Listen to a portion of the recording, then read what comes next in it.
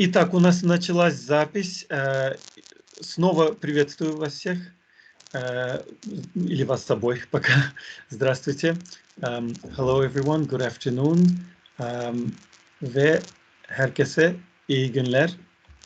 Hoş geldiniz. Hi Orkun hocam. All right, I think we are going to give it another 4 minutes approximately, and we'll wait till 1:05 to see if anyone else joins our panel, because we have a few presenters who haven't been able to join us yet. So we'll wait a few minutes to see if they're going to join us for the beginning of the panel, and then if they're unable to, then we'll just have to proceed. So let's give it another 3 minutes, I would say.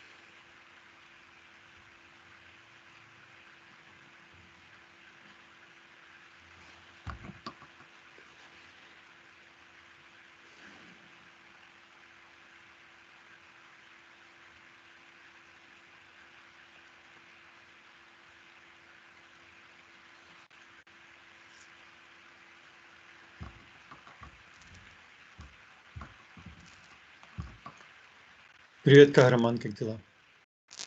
Мы пока еще подождем пару минуток, посмотрим, присоединятся ли дополнительные. Привет, Рашид.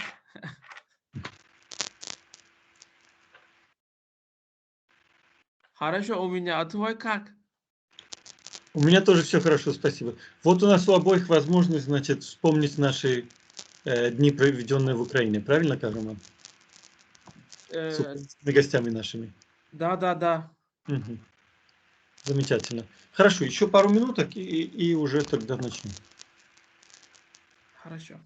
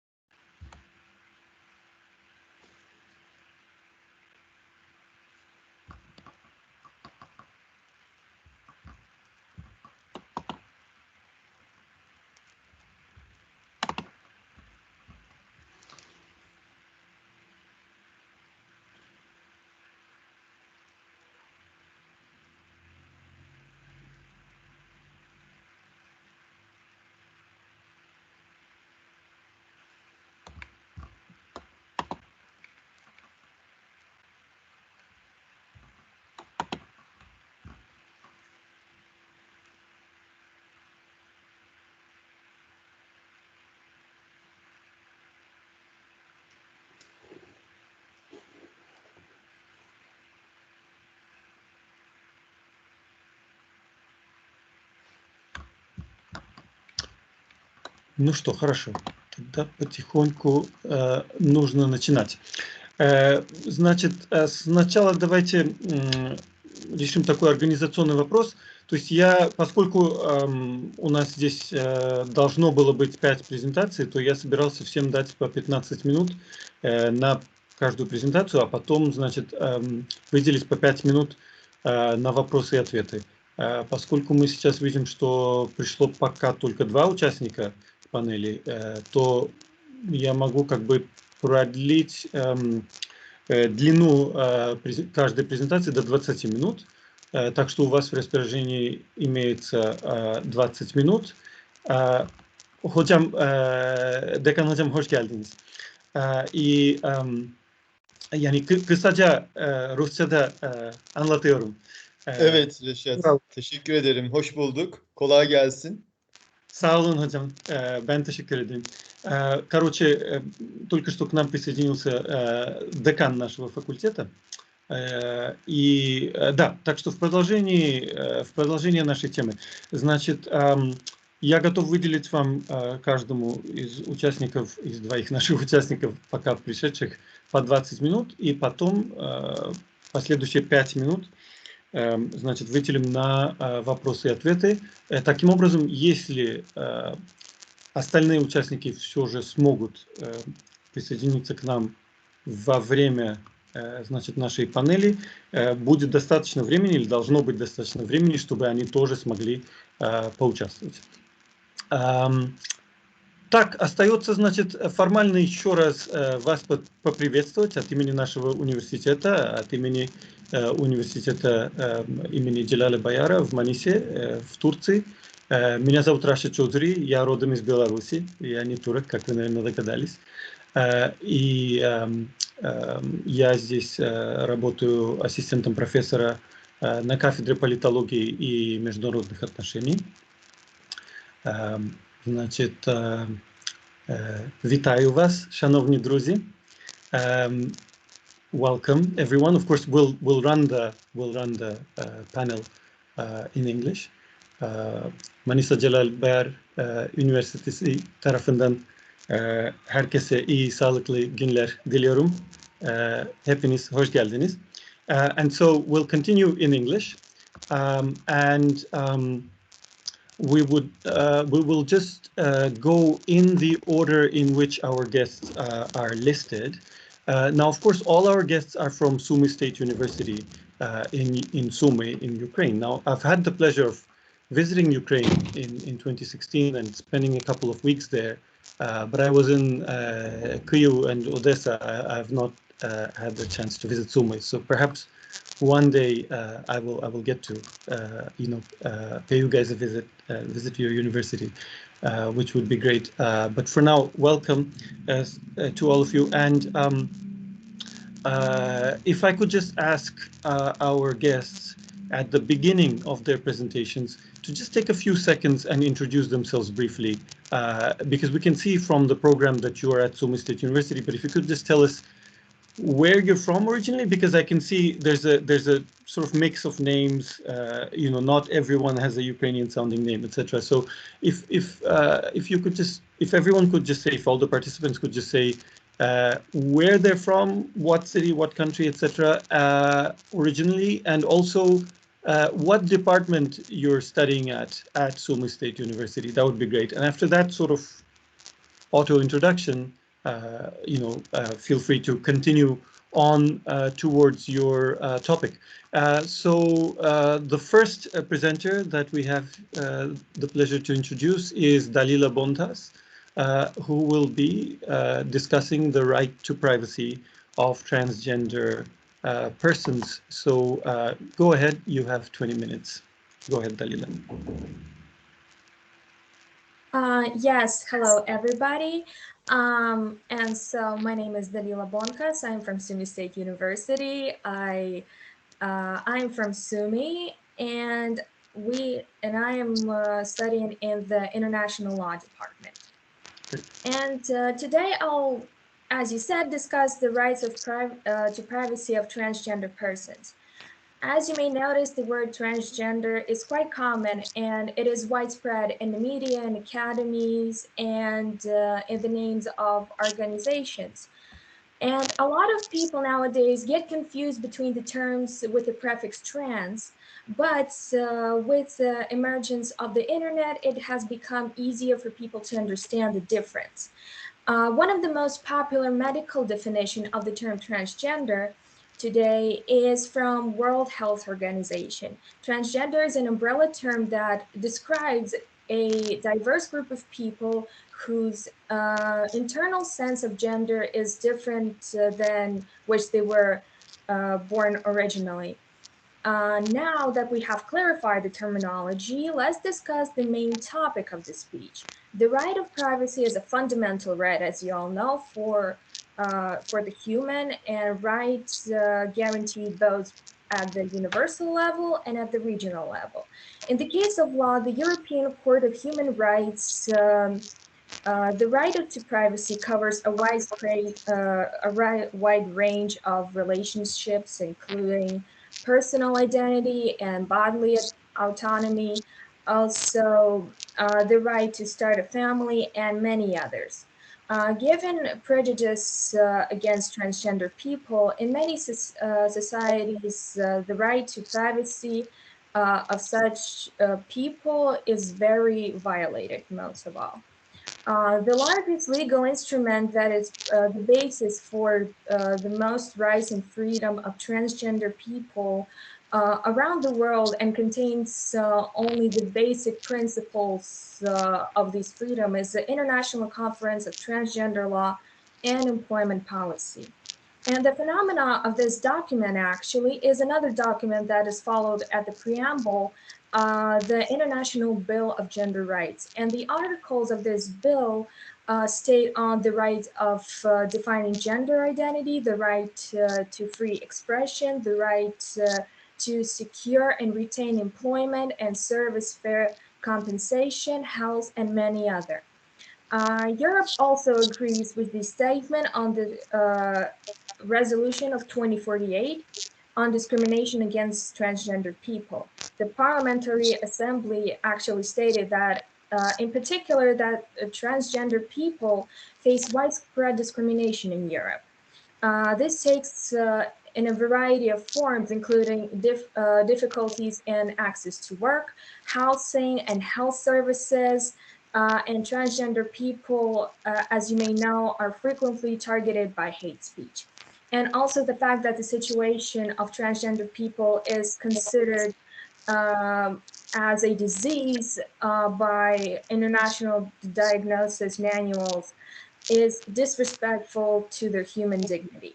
And in Ukraine, the legislation is in relation to these people does not have full support of them, but they have provisions on which these trans people can rely on, like the order of Ministry of Health on improvement and provision of medical care to person in need to gender reassignment, and the law of Ukraine on principles of preventing and combating discrimination in Ukraine.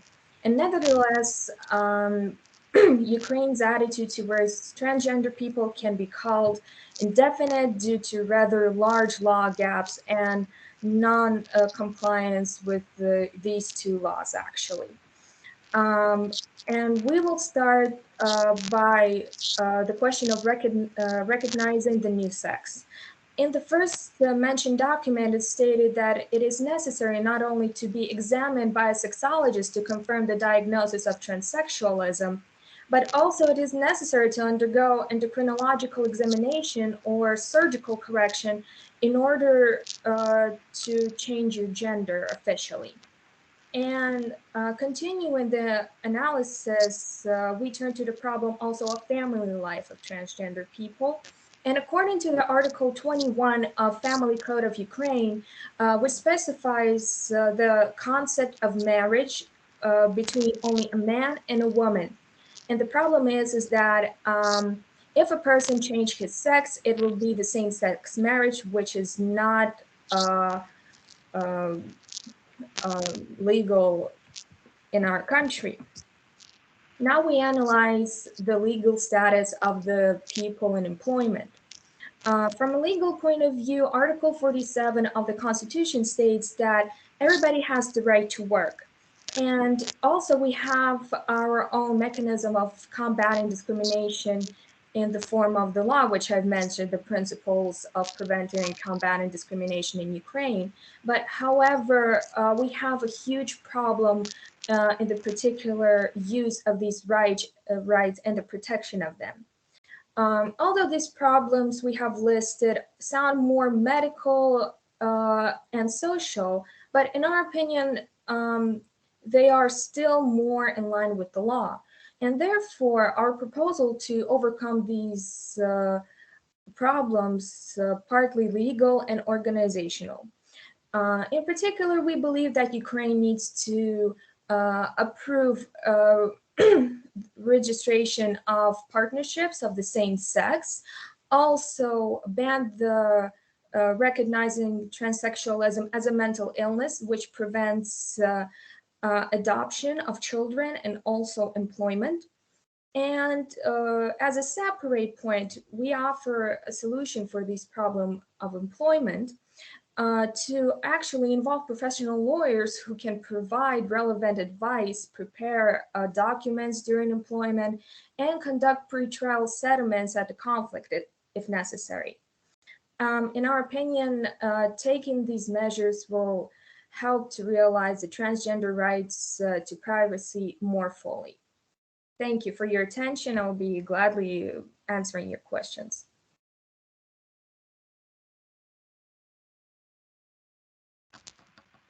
Thank you so much, Dalila, for your presentation. And are there any questions from members of our audience for Dalila? Okay, if not, then I will go ahead and use my prerogative as the chair to ask a question of mine. To what extent, Dalila, has there been the sense among the legal community in Ukraine, let's say lawyers in Ukraine, that that legislation regarding transgender issues that's currently being implemented in member states of the European Union is a model to follow? So in other words, to what extent are Ukrainian activists who want to modify these laws, for example, to stop labeling transgender people as mentally ill, etc. So in their efforts to launch these reforms, to what extent are they using the EU as a model, and to what extent are they innovating completely separately, sort of from scratch? Well, as you know, and it is stated at the resolution of 2048, Ukraine is actually using this resolution as sort of a model. But the problem of our people is that they kind of discriminate like other types of people. So you can make a lot of types of law of not discriminatory, but the problem is mostly in the people themselves and the society. So if we could change a bit the society, like learning in school, that is okay, that there are different types of people, then it would change something. But unfortunately, we do not have this type of thing, so. And do you think there are any prospects for that sort of change to actually happen? I mean, for example, like if sort of issues relating to transgendered people, like even sort of the existence of transgendered people, is to be taught to Ukrainian children in schools, there would have to be some kind of process to actually make that possible, right? Like sort of reforms driven by the education ministry or perhaps civil society, but then accepted somehow by the education ministry. So is there any kind of process of that sort afoot, or is this just sort of something that may potentially happen in future but isn't really happening yet? I would like to say that the new generation, like mostly my generation, maybe people a bit older than me, they're more open-minded.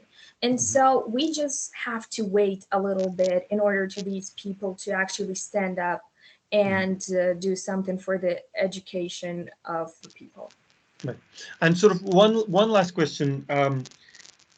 Do any of the mainstream political parties represented in the Ukrainian parliament deal with the issue of transgendered people, or is it something that's largely ignored by the political class, let's say?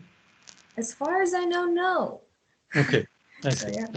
So yeah, I guess it is really a question of sort of waiting for generational change to happen. Okay, once again, thanks a lot, Dalila.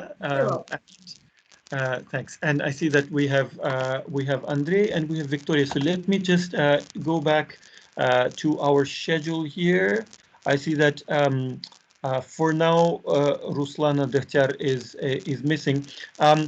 So Виктория, насколько я вижу, с вами должна вместе значит, делать презентацию также Ольга Стогова, да? Но пока ее не видно. Так что презентацию будете делать одни вы или как? Yes, I can only я. I. Хорошо. Отличная смесь. Да, спасибо, Виктория. Значит, очень хорошо. Тогда я вас коротко, значит, представлю сейчас по-английски. So, as I was just saying, we don't have Ruslana Dekhtyar with us yet. Perhaps she will join us later. The presentation that's on the schedule after that is one by Olha Stohova and Victoria Sahaydak, out of whom Victoria is here with us. So we will give her a chance to present. And the topic that she's going to be talking about is legal principles of local self-government and territorial organization of government in Ukraine. So quite a different topic from what Dalila tackled, and no less interesting, certainly. So Victoria, please go ahead. You have 20 minutes. Thank you. Dear participants of the Congress, my name is Victoria Sahaydak. I am a third-year student of Sumy State University. I want to present a report on the topic, legal principles on local self-government and territorial organization of government in Ukraine. I choose this topic because it is relevant at the moment. Today, just a second, Victoria, I'm really sorry to interrupt you, but I was just wondering if, like our other participants, if you could just tell us very, very briefly where you're from originally, like what city, and if you're from Ukraine, then Ukraine, and secondly, what department of your university you're studying at, and then you can continue. Sorry about the interruption again. I study in a law facility. Right, I see. Right. Today, the implementation of decentralization in Ukraine and the formation of effective local government is one of the main tasks for our country. This article considers the concepts of local self-government and territorial organization of power, as well as their tasks and principles. Local self-government in Ukraine as a form of democracy is characterized as the most effective tool for the implementation and protection of the rights, freedoms, and legitimate interest of citizens. The first thing we do is to analyze of the organizational and legal basis of local self-government in accordance with the current legislation of Ukraine. The concept of local self-government is defined in Article number 2 of the Law of Ukraine on local self-government in Ukraine, and in the Constitution of Ukraine under Article number 140. The key thing is to say the reform of decentralization of local self-government and territorial organization of government should help improve the lives of citizens, protect their rights, improve the quality of social services, and reduce corruption. This reform is one of the most important components of system-forming institutional reforms, as a result of which local self-government gets opportunities to become a truly significant basis for socio-economic development of the country. Decentralization of power is able to ensure the autonomy of local governments and their effective operation under the control of members of the territorial community that help to improve the living standards of the population. Basically, first step on the way to reforming local self-government and territorial organization of power in Ukraine was confirmation of the concept of reforming a local self-government and territorial organization of power in Ukraine in 2014 year. One of the most important steps in the reform of local self-government on the basis of decentralization was the approval of the relevant lists of laws that regulate the redistribution of power from the executive to the local government. Due to this, local communities now carry out architectural and construction control, provide permits, registration and deregistration of place of habitants person, state registration of entrepreneurs, state registration of real property rights. Provide information from the state land cadastre, create centers for realize of administrative services. As a result of our research, we analyzed the organizational and legal support for the reform of local self-government and territorial organization of power in Ukraine. Thank you for your attention. Okay, thank you very much, Victoria. Спасибо большое. Would anyone of our audience members like to ask Victoria a question on the issue of regional self-government in Ukraine? Well, if not, then Victoria, I would like to ask you a perhaps controversial question, but obviously, as you're aware, there are huge tensions right now on the border between Ukraine and Russia, on the eastern border of Ukraine, and the Russian troop buildup. The whole world is talking about it right now, you know, one of the, obviously, you know, since 2014, one of the reasons for the tensions between Ukraine and Russia, apart from Crimea, has been this issue of the so-called Donetsk and Luhansk People's Republics, right? The DNR and LNR, which of course Russia does not recognize as separate states, but Russia has been known to support financially and militarily. And Ukraine considers both the DNR and LNR to be terrorist organizations. We all know this, of course, but according to the Minsk agreements, 1 and 2, you know, signed in Belarus, the two sides were supposed to come to some kind of compromise whereby the Ukrainian government was supposed to grant sort of extraordinary local autonomy to, not really to the DNR and LNR, because those are not recognized by Ukraine, obviously, nor are they recognized by anyone else, but to sort of certain parts of eastern Ukraine, right? There was supposed to be some kind of special autonomous arrangement for them. Now, the Minsk II agreement has never been implemented, and that's largely because Ukraine actually has been quite unwilling to grant this special autonomous status to, you know, to the DNR and LNR as a price for reintegrating them into Ukraine. So my question to you, Victoria, is whether you think there's any possibility, say within the next 5 or 10 years, of bringing the so-called DNR and LNR back under Ukrainian control. And if there is, what kind of self-government those areas, those regions of Ukraine can be offered so that it will be acceptable to kind of to those who hold power there right now, to you know, for those areas to be reintegrated into Ukraine. Like, do you think this is possible at all? And if it is possible, how will it happen? Thanks. I think on the next 1-2 years, we cannot say about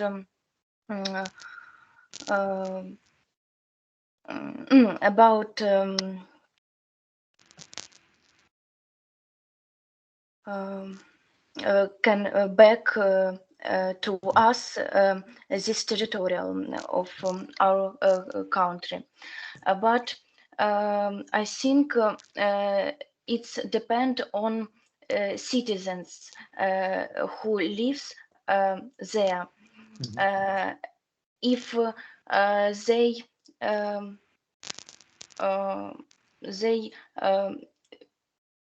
will want to back to us, But I think they want to be there in Russia, but if we change law and change life in Ukraine, maybe these citizens will want to back to us. But I think it's we cannot say about years. I think it's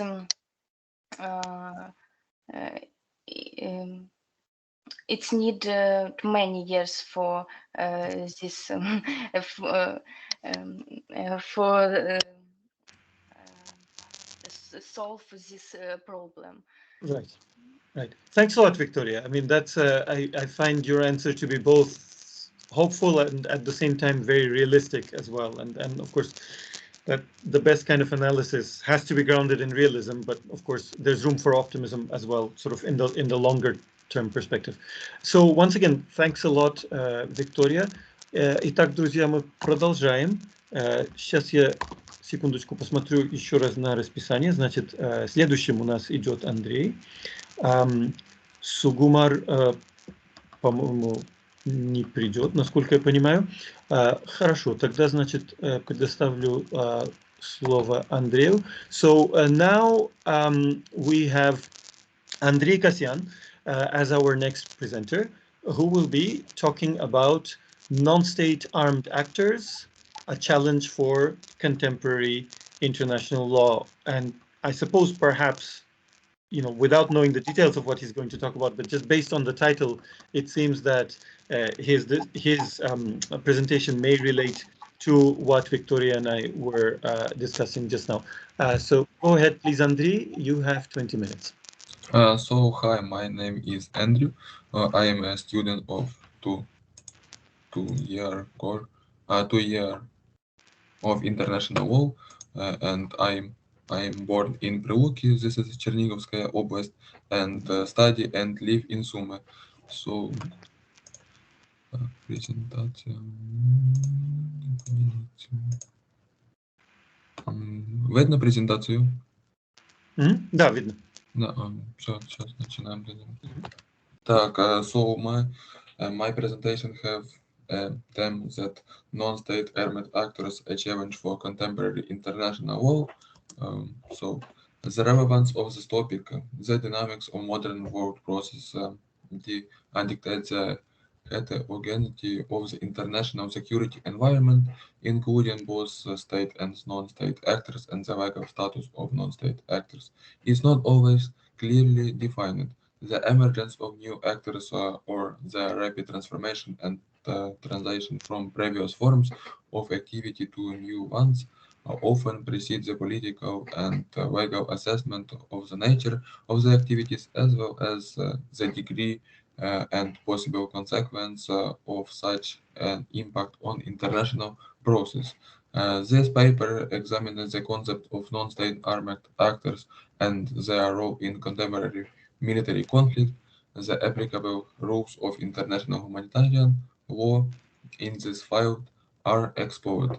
So the next page, definition of international law.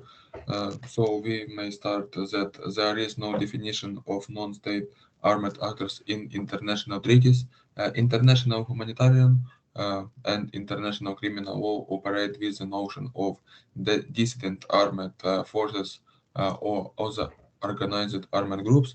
According to Article 1 of Additional Protocol 2 to the 1949 Geneva Convention, the protocol shall apply to all armed conflicts which are not covered by Article 1 of the protocol additional to the Geneva Convention and relating to the protection of victims of international armed conflicts, and which take place in the territory of a high contracting party between its armed forces and dissident armed forces or other organized armed groups which, under responsible command, exercise such control over a part of its territory as to enable them to carry out sustained and concerted military operations and to implement this protocol. The next page is the problem of this definition. We may say it should also be noted that the term specified in the protocol has a rather narrow interpretation and cannot be applied to the whole range of actors involved in military conflicts. For example, it cannot be extended to private military companies. The main difference between them is that companies do not intervene on their own initiative, but at the parties' request to the conflict. It also does not apply to pro-government volunteer armed groups such as those that operated in Ukraine during the hot phase of this conflict in Donbass in 2014 year. Moreover, it should be borne in mind that non-state armed actors cannot be parties to international treaties. Thus, they are obliged to comply with the provisions of international humanitarian law under customary international law. Signs of non-state actors in Manual on Humanitarian Negotiations with Armed Groups developed by the United Nations Office for the Coordination of Humanitarian Affairs. Non-state armed groups are defined by following criteria. First of all, they shall have the capacity to use weapons while using force to achieve political, ideological, or economic objectives. Second, they are not part of the formal military structures of states, state alliances, or intergovernmental organization. Third, they are not under the control of the states in which they operate. Next, have a group identity, and the last is they are subject to a chain of command. This definition adds to the idea that armed groups are primarily motivated by the political goals and operate outside of effective state control. So, types of military conflict. Determining non-state armed players is not a theoretical problem, as the participation of non-state actors give rise to new varieties of military conflict that are not clearly defined in international humanitarian law. The composition of participants in armed conflicts has traditionally been divided into interstate, intrastate, including internationalization, with external inversion in the internal conflict, and non-state between non-state actors conflicts. However, in the early 21st century, with the growing role of non-state actors and the cross-border nature on conflicts between the state and non-state actor originating based in and mainly operation in the territory of another state became common.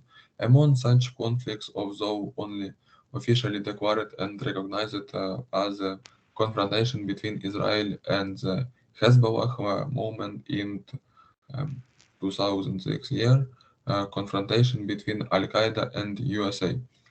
Traditionally, conflicts involving the state are also no longer the only dominant type of organized collective violence. In many contexts, they are accompanied and even revived by non-state conflicts and campaigns of anti-violence against civilians, including in their prevalence and intensity.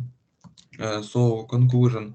First of all, we must say about needs a change status of non-state armed actors, and the second, a need for an international treaty containing provisions for holding such organization accountable. So, thanks for attention. Yeah, thanks a lot, Andriy. Would any of our audience members like to ask Andriy any questions about armed non-state actors? Okay, our audience has been a little bit reticent, a little bit quiet today, but in any case, so I will go ahead and ask Andrei about the International Criminal Court. So you say, at the end in your conclusion that we should change international law or modify international law to, in order to be able to hold violent or armed non-state actors accountable for their actions. My question is, does the International Criminal Court not do that already?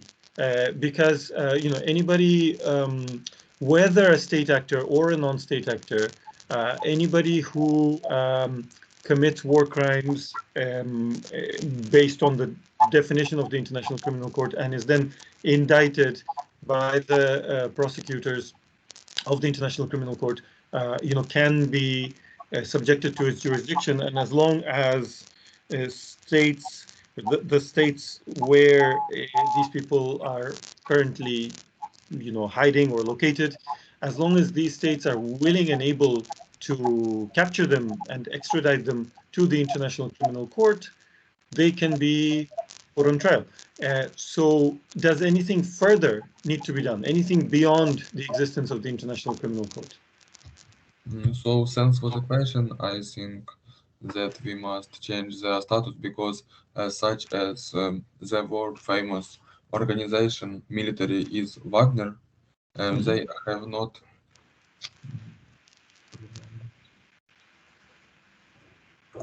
sorry.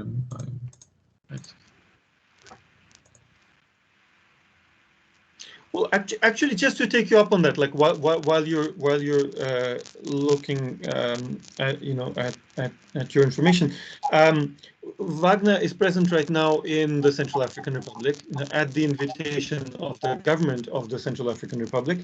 So in a situation like this, can we really deem it to be illegal or extra-legal or punishable, where they are a Russian organization tolerated by the Russian state and active, say, in the Central African Republic, where they're tolerated by the local state there? In that situation, is anything illegal being done unless there are war crimes committed? Because if any member of Wagner does commit war crimes, of course, they can be sent to the International Criminal Court.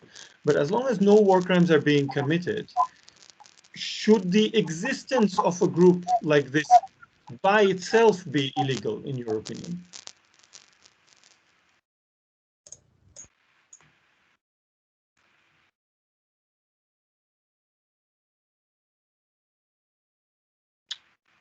We seem to have lost Andrei.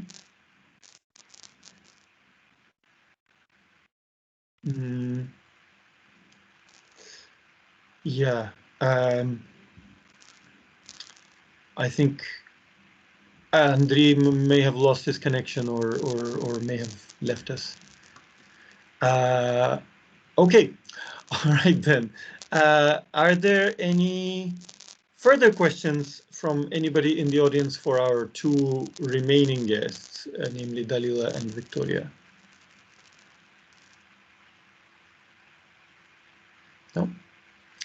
Okay, well, in that case, it remains for me to thank you once again for participating. Obviously, the pandemic is a very negative thing. We've had 5 million people who've died around the world, but nevertheless, one silver lining, some small positive thing that has come out of this huge tragedy is that we are doing more events online, and as such, people around the world are able to join us. And actually, speaking of people joining us, Andrei is actually back, which is nice. So, Andrei, would you like to tackle that question before we wrap up? Before we wrap up today's panel. So, in a situation where no war crimes are being committed, because yes, there have been allegations of war crimes in the Central African Republic and I am aware of that, but in your opinion, should the whole existence of an armed non-state group be illegal, regardless of whether war crimes are being committed or not?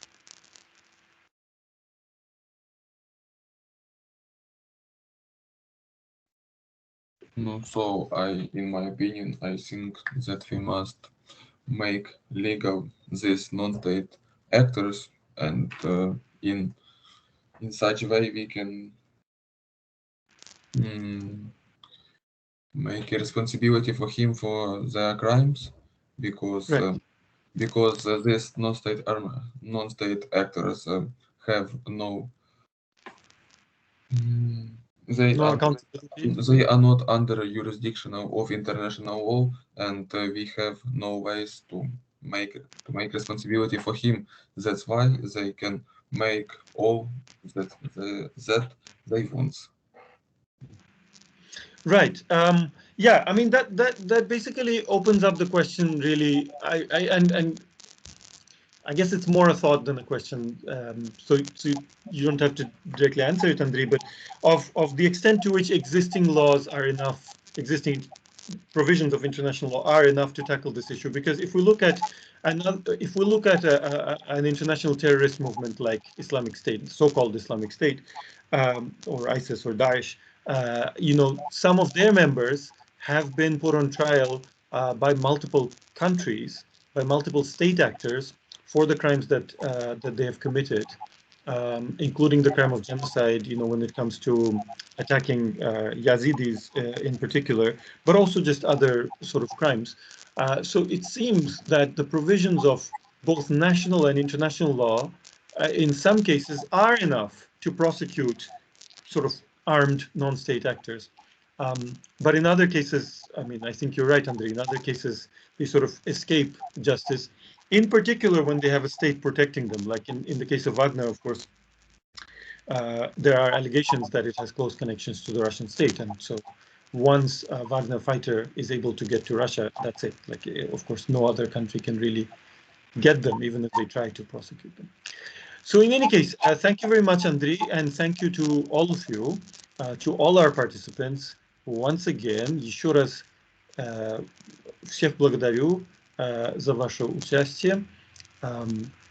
Щиро дякую вам за співпрацю, за ваш уділ в нашій конференції. And hepinize teşekkür ederim.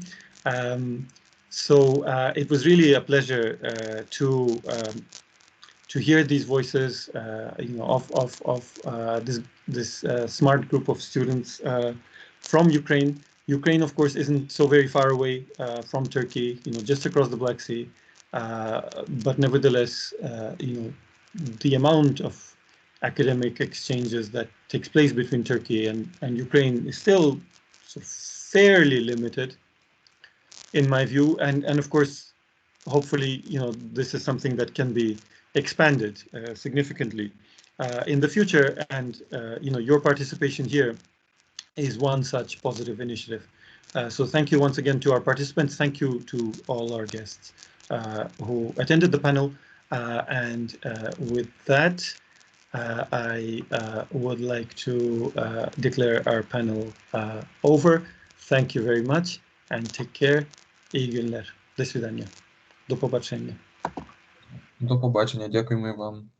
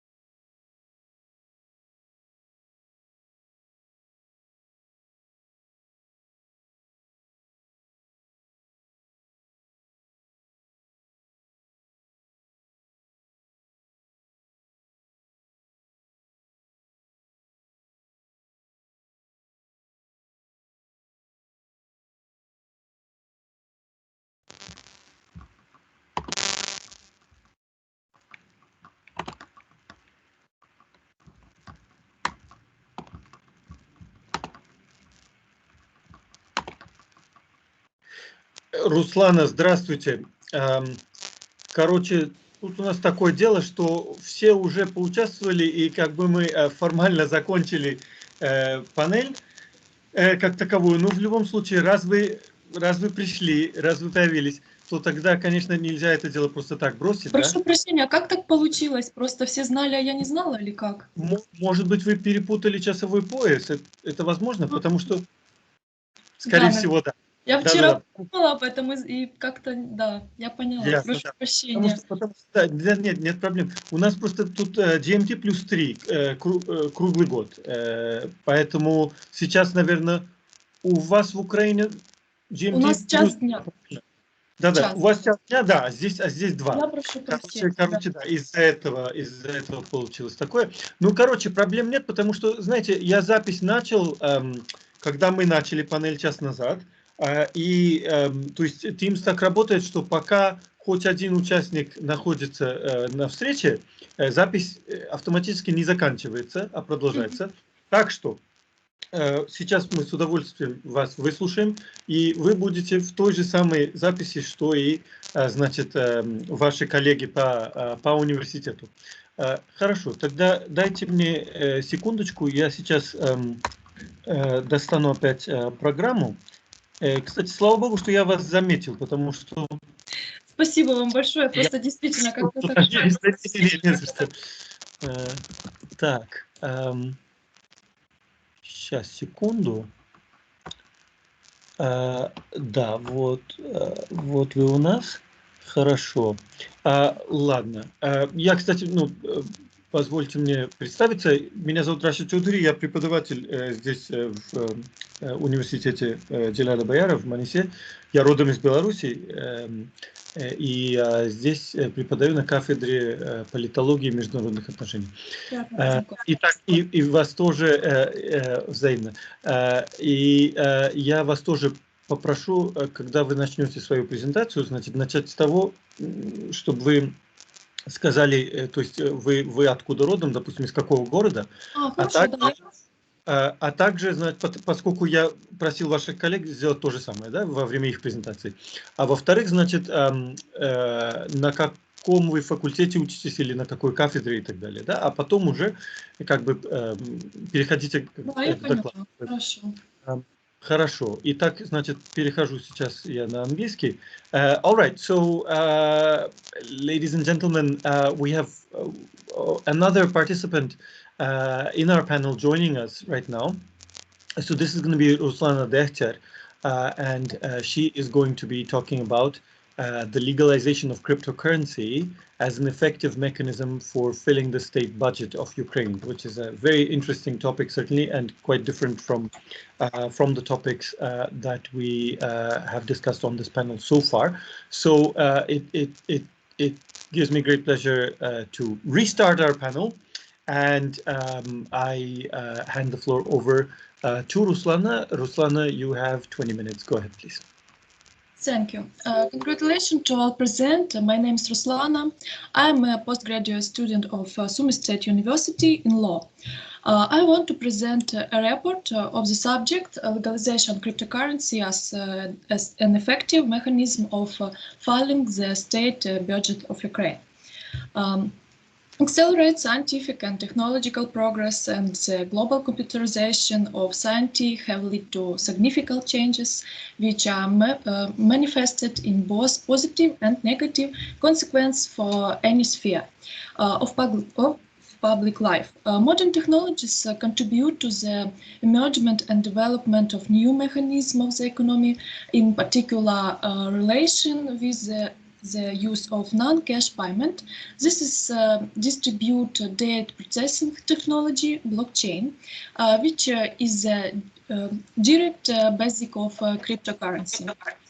The financial system of individual countries, as well as other aspects of the economy, are improving and progressing in the context of globalization and the spread of IT technologies. This contributes to the emergence of new financial institutions, tool and form of interactive between people. Thus, an analog of traditional currencies in the form of cryptocurrency appears. The need of constant monitoring of the movement of these currencies reveals current trend in monetary system in the world market. The cryptocurrency market is beneficial for large companies as owning significant capital in different countries of the world, which is not tied to local currencies, leads to the interest of the virtual money market. Therefore, the signs of official recognition of cryptocurrency by financial institutions are gradually appearing.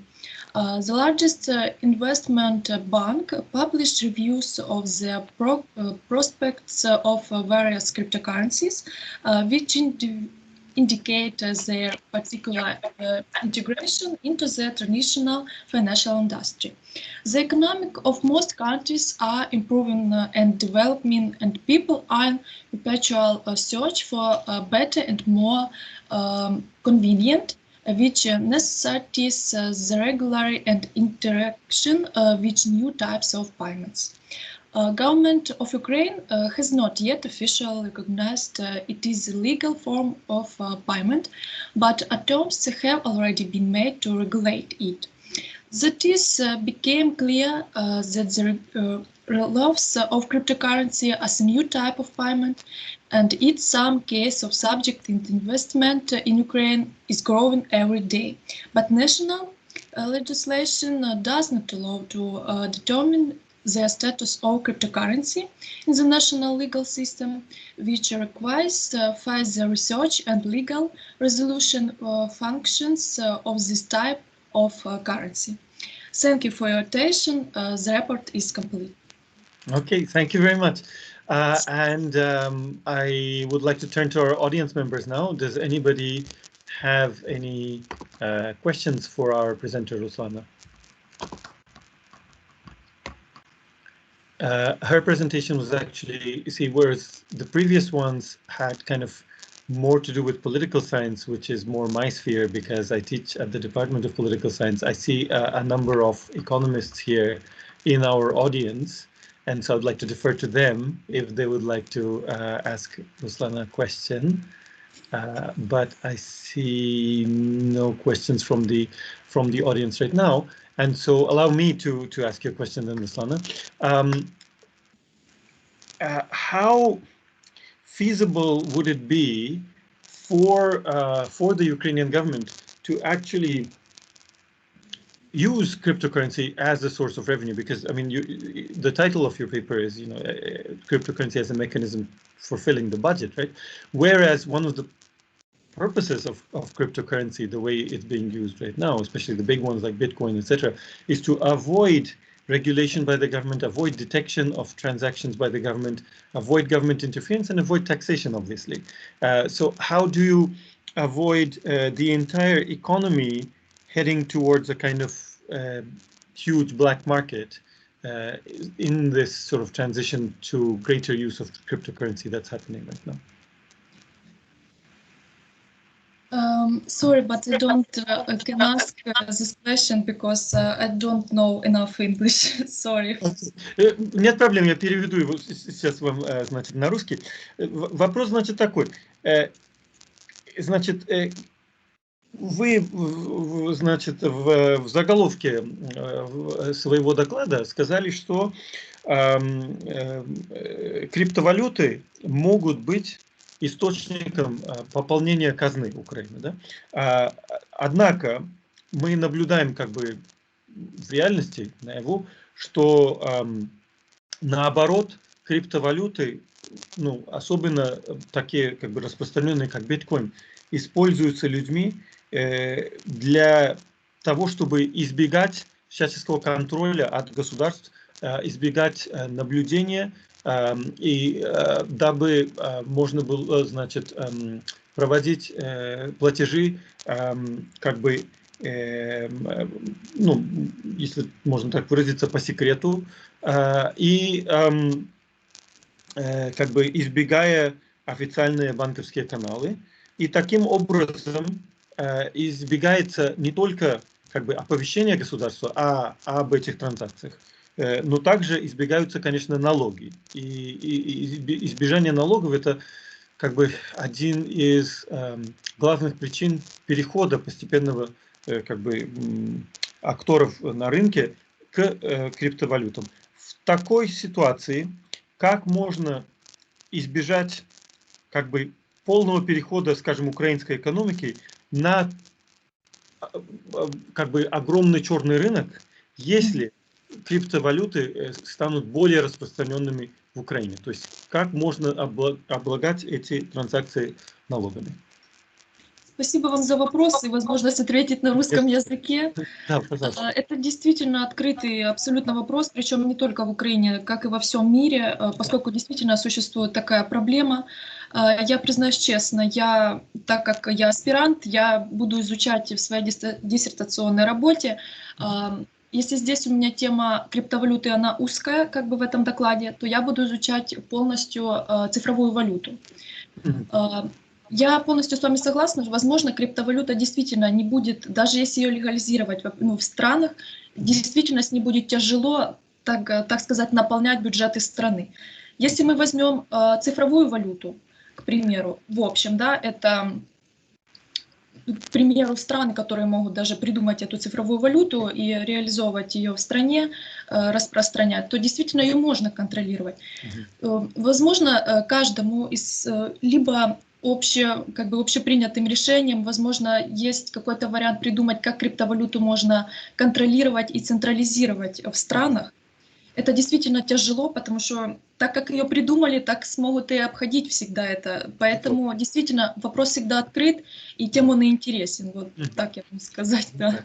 Ага. Ну вот мы недавно видели, например, как Большая семерка между собой согласилась, что налогообложение корпораций не должно быть ниже, чем 15%, потому что Ирландия в основном как бы пьяно боролась за то, чтобы она могла продолжать как бы облагать фирмы налогами там по 13, по-моему, процентов или что-то такое, в то время как в США, допустим, налог значительно выше, в разы выше, чем как бы налог ирландский. И это, конечно, способствует тому, что ряд американских фирм, например, Amazon, объявляет, что значит, большая часть их доходов якобы получена в Ирландии, и таким образом, значит, они платят минимальный доход, минимальный, наоборот, налог на свой доход.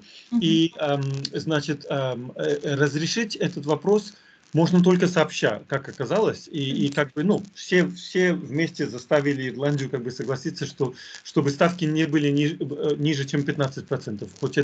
Хоть даже 15% намного ниже, чем того бы желали, ну, некоторые из участников Большой семерки. Таким же образом, возможно, как бы главные экономики мира могут как бы собраться и сообща создать какие-то правила, но тут, конечно, также вопрос как бы отношений между ними, соревнования между ними, потому что как бы может стать вопрос, допустим, неприязни между, скажем, США и Китаем, или Китаем и Индией, и так далее, и чтобы как бы все пришли к какому-то общему заключению, к какому-то общему выводу, то это нелегко. Но возможно, придется идти таким путем, потому что пока будут какие-то черные дыры, где криптовалюты не регулируются, то тогда как бы остальным частям мира регулировать эти валюты, ну, сложно или почти невозможно, конечно.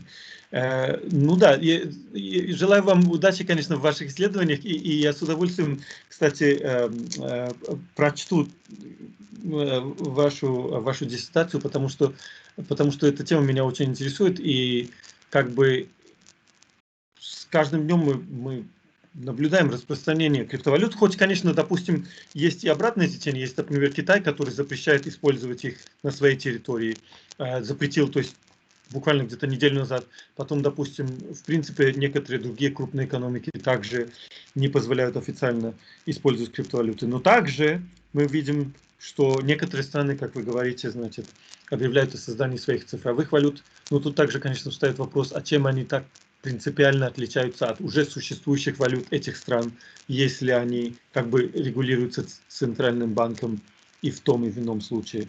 Так что да, это все, конечно, очень интересные вопросы.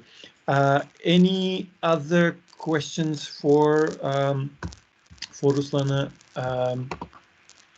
from the members of our audience? If not, then I would like to thank you once again. Thank you, Ruslana, and of course all our participants who presented previously, and thank you to our audience members as well. Спасибо еще раз, спасибо большое. Щиро дякую за вашу участь и до побачення. До свидания. До свидания. Спасибо.